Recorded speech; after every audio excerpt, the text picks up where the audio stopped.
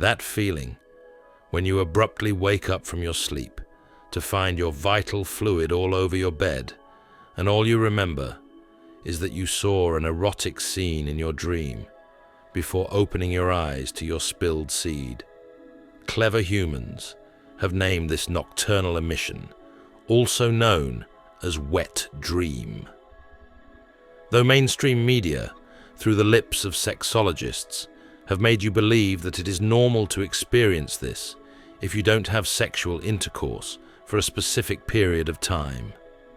They say nocturnal emission is how your body naturally helps regulate your energy by releasing excess life energy. Yes, they are not totally wrong, but that's just the half-truth. From the lens of spirituality, it's deeper than what biologists and sexologists would tell you from their surface-level observations. What you call semen is the physical form of what is indeed a spiritual current. Different traditions over the years have given it different names, such as jing, ojas, shakti, but the most understandable way of describing this current is sexual energy, which is indeed not meant for pleasure alone. Your sexual energy is your life energy. Life here implies that that is what fuels your spiritual growth. That's what sharpens your clarity of purpose, discernment, and intuition.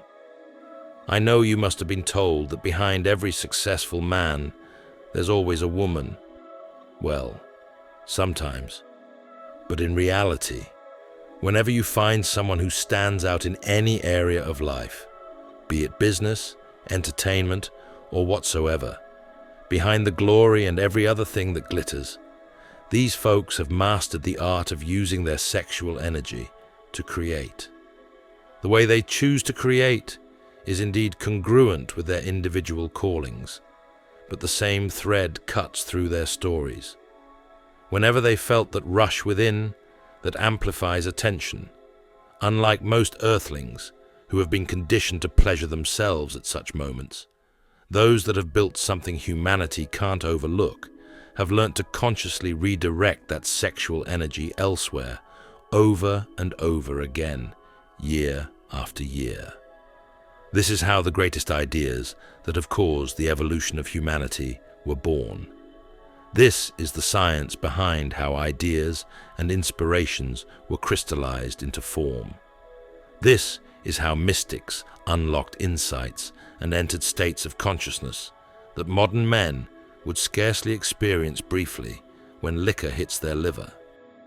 And of course, these same individuals that have been able to master the art of using their sexual energy often appear to have a strong presence that seems so irresistibly magnetic. This too is one of the numerous benefits of consciously channeling your sexual energy towards your own endeavors without squandering it. Mind you, your vital energy is not your semen. Your semen is only a physical interpretation of that energy. Sadly, the society tells you something different entirely. They program you to accept certain beliefs without deep introspection. They tell you to have fun with that energy whenever you feel it rushing inside of you. The media normalized masturbation and casual sex to a point where you are meant to be ashamed and accept that you are indeed foolish for remaining a virgin as an adult. It's a silent programming that had been etched into your consciousness while you were unaware of it. Of course, there are several movies out there that portray virgins as losers and weirdos. Without even noticing it, you subconsciously decided that you never wanted to look like such weird folks. And while growing up too, you most likely found yourself in the middle of the ego dance that happened while you were in the midst of your peers. The ones who had slept with the hottest chicks were praised as if they deserved a medal, since they already knew how to walk through the laps of women effortlessly, while others, who had no sexual partners, were perceived as losers. Everything around you subconsciously conditioned you to crave at least an experience of that pleasurable feeling or ego massage that comes with having someone cast out your life energy like a demon, but you never knew the long-term consequence. Yes, you fell for the subtle programming that you found yourself in.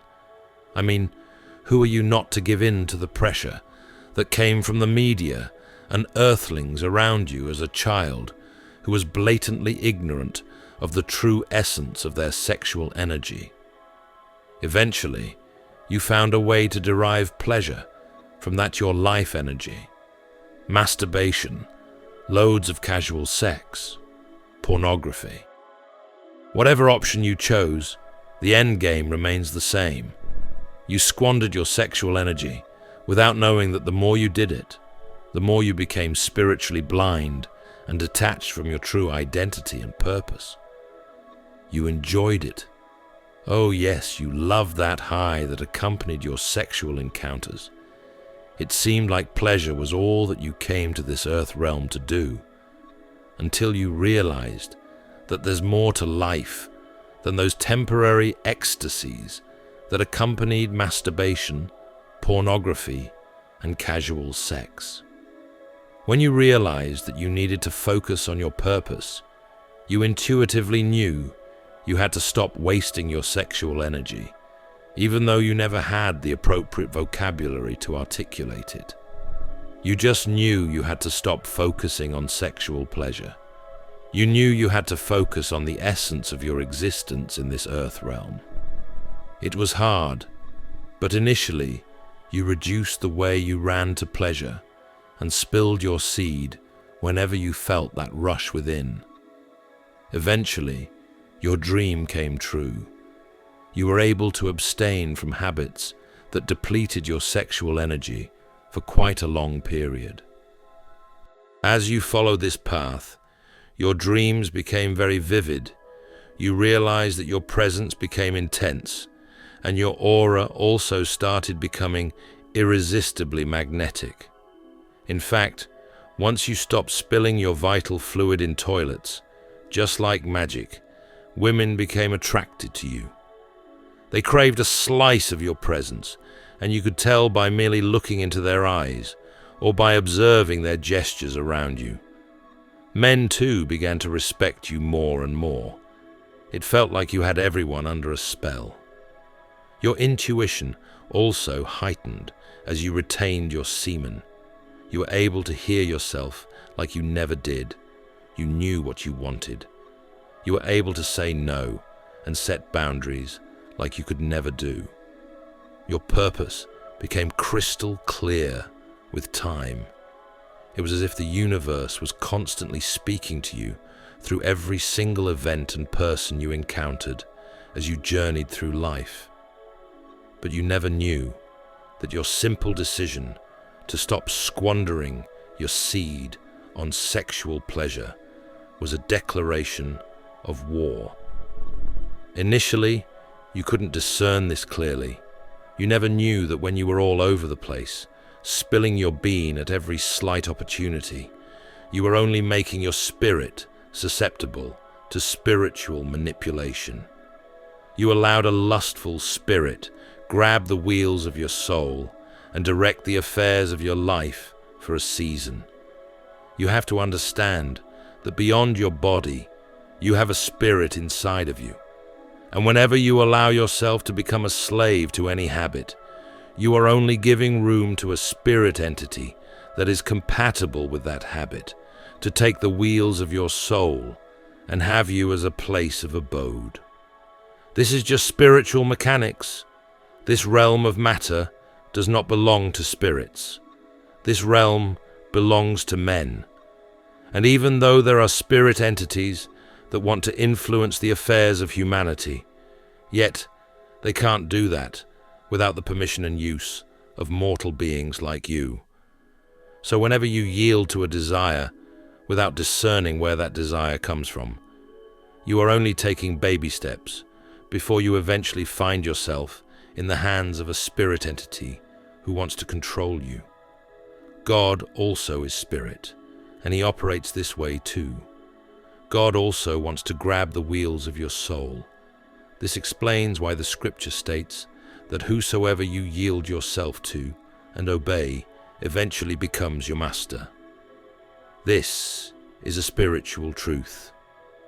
When you were under the influence of the spirit of lust, when you were far from spiritual freedom, whenever you inherently wanted to do certain things, you couldn't do them.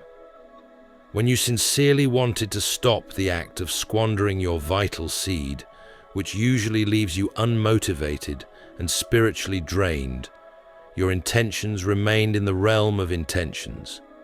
You couldn't do it.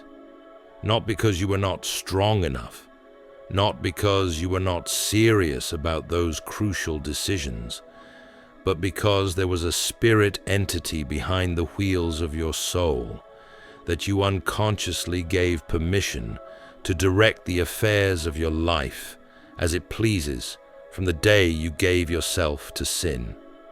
This perfectly explains the predicament that Paul states in the book of Romans 7. For the good that I want to do, I do not, but the evil which I do not want to do, that I do.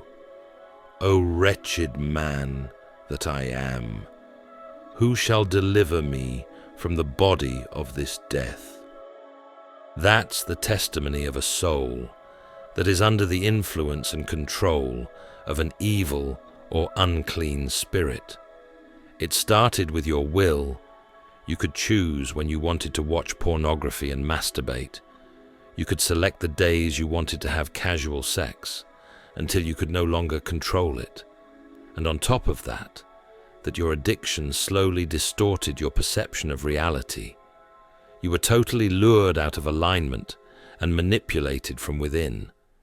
And then, voila! All of a sudden, you decided to stop without knowing the science behind what you've been doing all these years. Of course, that's war that you've declared. Indeed, this wrestle isn't against flesh and blood.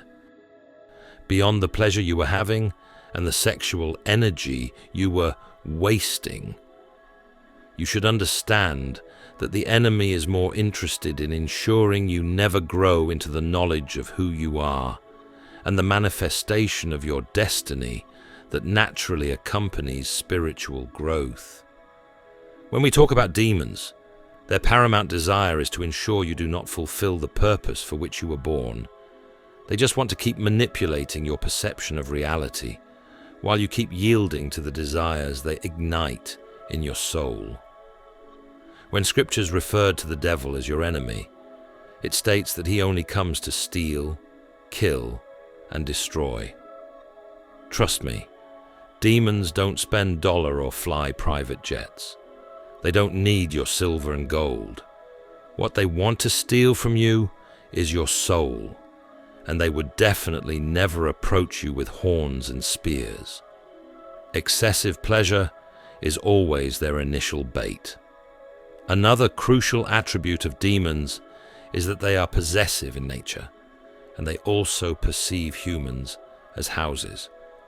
From the words of Jesus in the book of Matthew 12, verse 43, when an unclean spirit is gone out of a man, he walks through dry places, seeking rest, and finds none.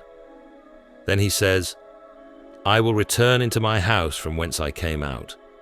This is exactly why I called it war. Demons would make every possible effort to come back into their place of abode. I mean, those lustful and sexual habits that you've decided to quit would knock at your door from time to time, and at specific seasons of your life, they won't knock. They would force the door open if and only if you are not on guard. And when they do, stronger addictions would accompany the previous ones. For crystal clarity, while these demons of lust attempt to reoccupy your spirit, first of all, your mind would be toyed with, since you know the names of your former favorite porn actors and the websites that you once patronized in search of sexual ecstasy. All of these would be fed to your mind as a reminder of what you were missing. Even scenes of your peak sexual escapades would be fed to your mind as well. But if you're mentally strong enough to disregard those mental seductions, once internal manipulations seem ineffective, demons would often proceed to the external seductions. And trust me, the external game has been rigged already. You might even choose to relocate to a small apartment in Mount Athos, where you won't have to see half-naked women on the street all day, so your thoughts would be void of lustful imaginations. But as long as you have anything with a screen and speakers on you, those thoughts and imaginations would definitely creep into your consciousness. Usually, this is where most folks who intend to retain their semen miss it. Pay close attention here. I believe you've already noticed that movies often combine entertainment with a large conspiracy, and the intention of the big brands, sponsors, and studios behind the manifestation of what you see in your screen is to feed your consciousness with mental food that should spark certain interests and desires in you, so you can proceed to patronize certain products and websites, or accept certain degrading beliefs as normal.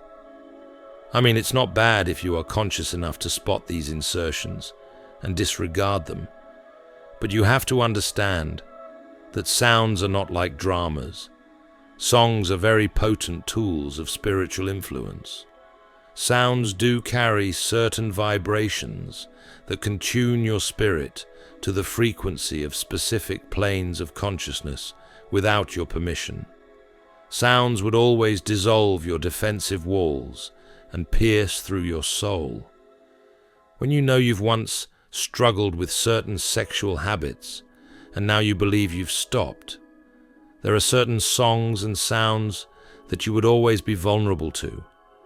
This implies that you've previously conditioned your spirit to become compatible with certain sound frequencies that carry vibrations of lust.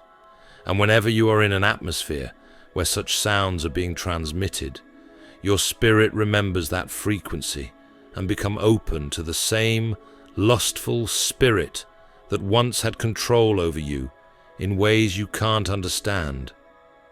From the lens of neuroscience, though you stop those lustful habits, yet the neural pathways that hold the information of your previous sexual escapades and habits were not deleted. Those pathways were only numbed, and certain vibrations would definitely awaken them. Your heart plays a very crucial role in this dance. Your heart is your electromagnetic field.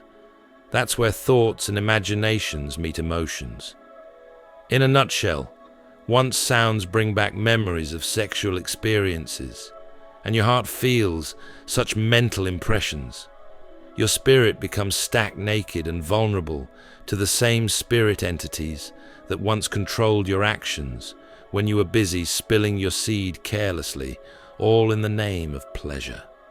And definitely, just as moths would flock around flame, so would those lustful entities flock around your spirit and ensure your carelessness becomes a means to manipulate your sexual energy if you are not discerning enough to employ certain practices that would help transmute that energy that certain sounds have awakened in you. Sounds are powerful. Sounds are portals that lead to different states of consciousness. If your discernment is up to date, you would know that your neural pathways have shifted when you hear such sounds. You would discern how you seem to notice the curves of ladies around you in an unusual way. Also, you would realize that you'd begin to entertain lustful thoughts and imaginations effortlessly. Some have even reported that when they see women after their soul becomes open to the resurgence of the spirit of lust, they effortlessly undress women with their eyes from a mile away.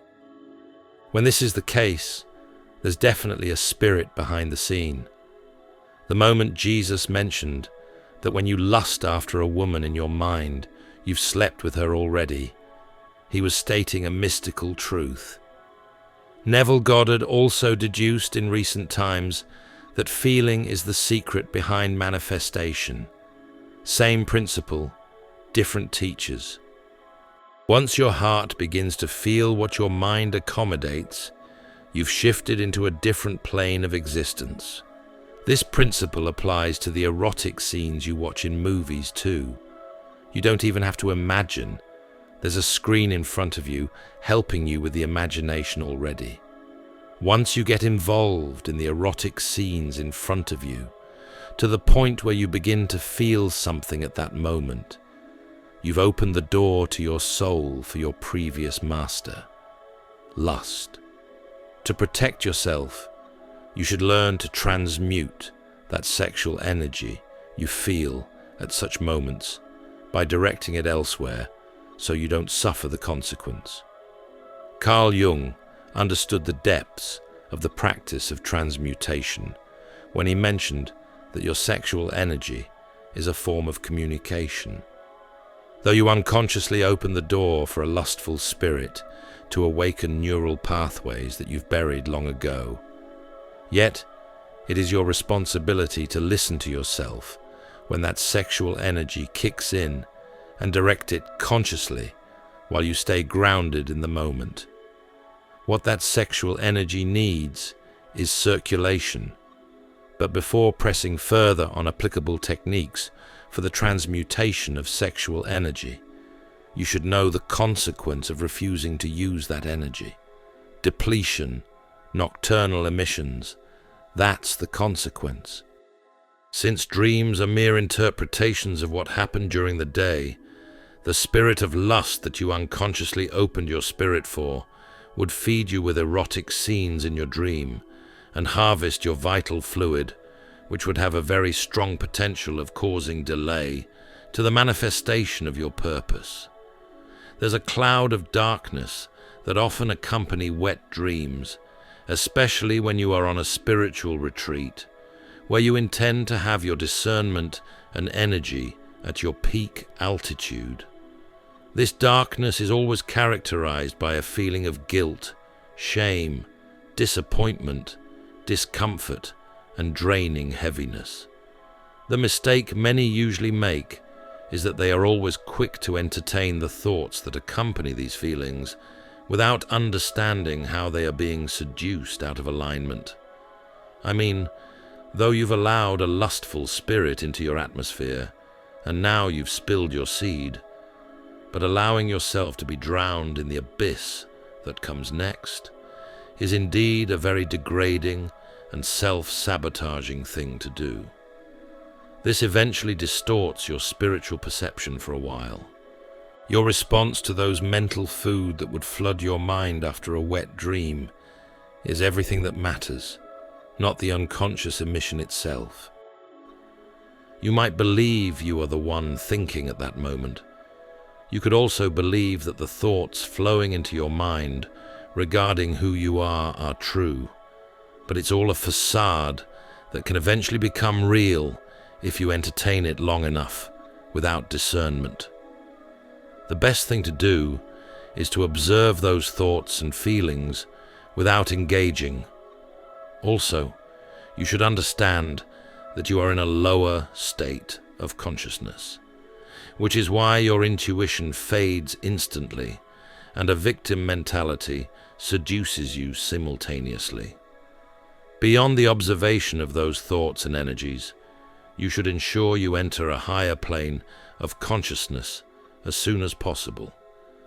If you remain on that low frequency, there would definitely be a ripple effect on your perception of reality and experience with mortals in the external world. That darkness is only a portal that leads to a higher dimension of light. Yes, darkness is nothing but light in disguise. When you find yourself in that low state of consciousness, ensure that you raise your vibration and pierce through that darkness till you find the light on the other end. You could choose to listen to high-frequency sounds or songs that spike your vibration without stroking your ego and worsening your mental state. You could also choose to take a long walk, hit the gym, or do something that transmutes the dark energy. Once that's done, then mastering the art of staying grounded and using your sexual energy whenever you feel it rise within you should be your priority on your spiritual path. Semen retention is good, but without transmutation, you would innocently suffer energy depletion, delays, and spiritual distortion from time to time. Creatives, sages, mystics, these folks and many others that are worthy of the name, didn't retain semen alone. They allowed it flow like a river that it is. This is how spiritual ascension was possible. This is how spiritual clarity and intuition too was sharpened. Flow state is the only way your sexual energy can move through you without staying stuck. And this is a thread that cuts through every practice that creatives, innovators, inventors, gurus, mystics, and sages do employ for the purpose of transmuting their sexual energy. When it comes to the transmutation of your sexual energy, the practices you have to employ are strictly congruent with you and you alone. Ensure you use practices that are compatible with your environment and the nature of your work. Meditation, writing, prayers, long walks, intense workouts, high-frequency songs accompanied with dance. All of these are only a scoop from the sea of numerous practices that you could use to transmute your sexual energy and ensure it flows into this material world as it actually wants to. It all depends on your environment and what's congruent with your intuitive discernment of the activity that you would derive peak satisfaction from as you pour your physical or mental energy outward or upward for the moment. What makes a flow state experiential is when you lose sense of time as you get lost in an activity that you both enjoy and know how to navigate. This is what athletes often experience when they engaged in their art. Semen retention is not enough. Mastering the art of transmuting your sexual energy in an untethered alignment with your intuition is exactly how you would get to create a life, build a business, or become a person that humanity can't overlook. And when you follow this path, spiritual ascension becomes inevitable. Your dreams become vivid. Your spiritual resolve strengthens. Your aura grows stronger and intense. Your clarity of purpose becomes sharpened, and so would your intuition heighten. This is the path you would have to thread if you intend to wield the tread of your destiny into the tapestry of existence. For other folks out there that need to find this message, push the like button and share with those that you believe would need it.